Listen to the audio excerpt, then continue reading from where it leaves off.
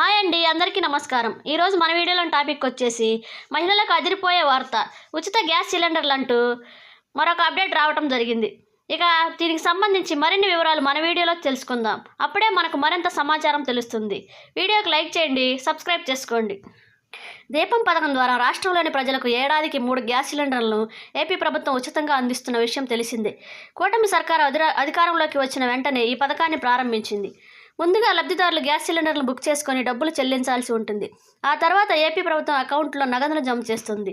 Gas సిలిండర్లు delivery తీసుకున్న 48 గంటల్లోనే ఈ సొమ్మును నేరుగా లబ్ధిదారుల అకౌంట్లో వేస్తుంది. సూపర్ 6 హామీల్లో భాగంగా ఇదొక హామీ కాగా 2024 దీపావళి నుంచి ఈ పథకాన్ని కూటమి ప్రభుత్వం అమలు చేస్తుంది. దీనివల్ల సామాన్యులపై గ్యాస్ సిలిండర్ భారం తగ్గడంతో డబ్బులు ఆదా అవుతున్నాయి. ఏపీలో రేషన్ కార్డు కలిగి ఉన్న ప్రతి ఒక్కరూ ఉచిత గ్యాస్ సిలిండర్లు పొందవచ్చు.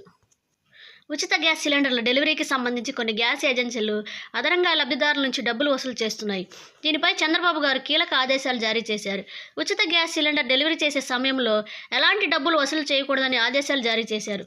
అలా వసూలు చేసే వారిపై కఠిన చర్యలు తీసుకుంటామని హెచ్చరించారు. ఈ మేరకు లబ్ధిదారుల నుంచి డబ్బులు వసూలు చేయకుండా చర్యలు తీసుకోవాలని అధికారులను ఆదేశించారు. దీపం పథకం సమర్థవంతంగా అమలు కావాలని, ఎలాంటి అక్రమాలు ఉండకూడదని వ్యాఖ్యానించారు.